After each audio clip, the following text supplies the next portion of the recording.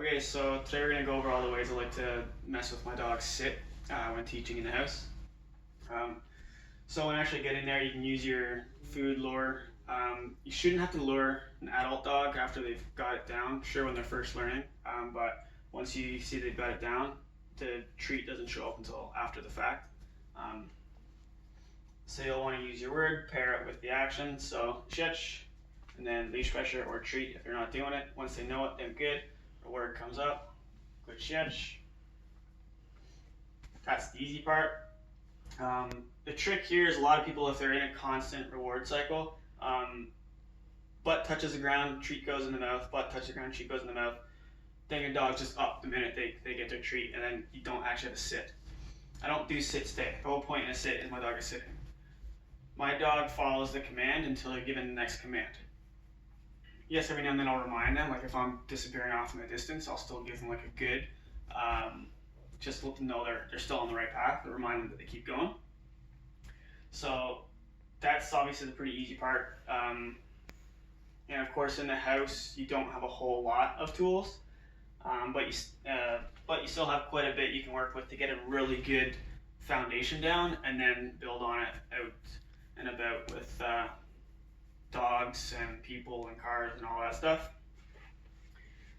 So the first step, and of course if you're still figuring it out, I always keep a hand on the leash.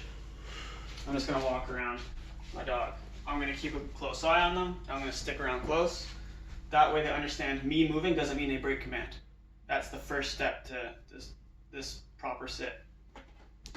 Next thing is distance. I should be able to disappear wherever. Obviously, I still want to keep a really close eye on my dog because if they break, I want to catch it immediately. If they do break and you're a little bit behind or whatever, just grab your leash, make no fuss, tell them to sit again and repeat. Don't chase after your dog and be animated and dramatic, because then you're just going to be giving off a lot of mixed signals. So if my dog breaks, I don't even say anything. I'll go grab the leash, bring the dog over, and then go about the business. That's why I'm very robotic when I'm handling my dogs. I'm not emotional at all. It's just super plain so that my dog has to process as few commands from me as possible. So when you get a little bit of distance, the next one I like to go for is anything that would entice your dog to want to come over. For most people, it's sitting on the couch because their dog wants to join us on the couch.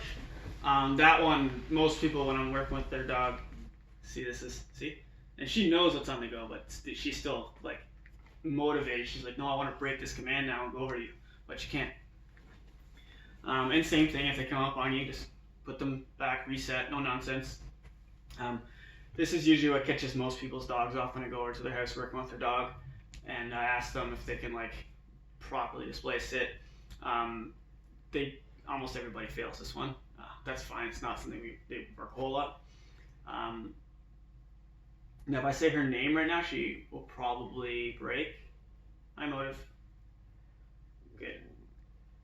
Now, you don't want to like hype your dog up and like, because obviously you start baby talking your dog and doing the things that you usually do to incite play. Like, yeah, it's kind of, especially when you're starting out, that's playing a little like unfair. If you're going for like higher end of the sit, then perfect. But when starting out, you want to make it as easy for the dog as possible. When they're confident in the command, that's when you really start to kind of mess with them to make sure that they know it. Then the next one would be leaving the room.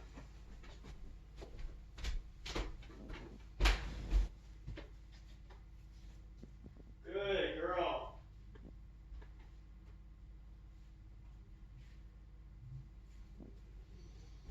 Again, that's one when you get it, you're going to end up having to reset them a lot.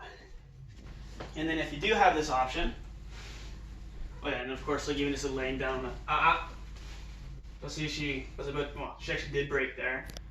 The timing was really critical there. Good timing means I don't have to do anything. If I'm late on the timing, then I have to reset my dog. There, I just had to give her a quick verbal correction, and she's like, okay, right, cool.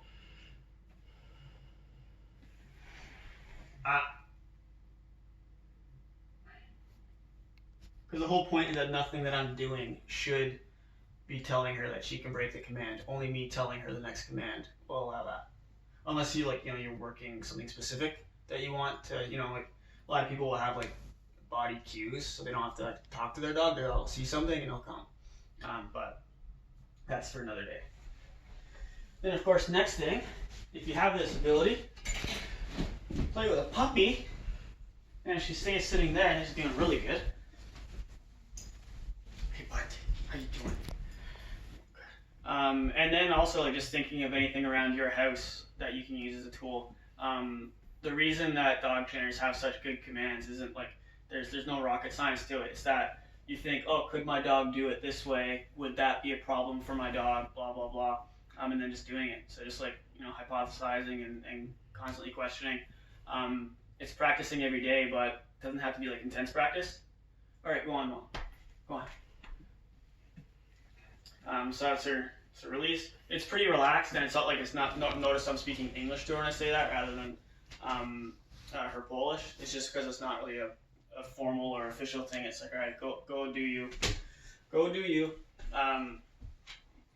And when practicing, it doesn't have to be like a whole session. It could be like, you could be about your day, eating your dinner, doing whatever, and be like, oh, will my dog listen right now? Fire off a command. Okay, sweet, they did it. If they don't do it, okay, now you go into like a 5-minute lesson of making sure that now they do the thing you asked for them to do. But yeah, that's the sit command and all the different things to test it, at least that I can think of in the house right now, just improvising. And then yeah, look around your house and see what you can use to help solidify their sit.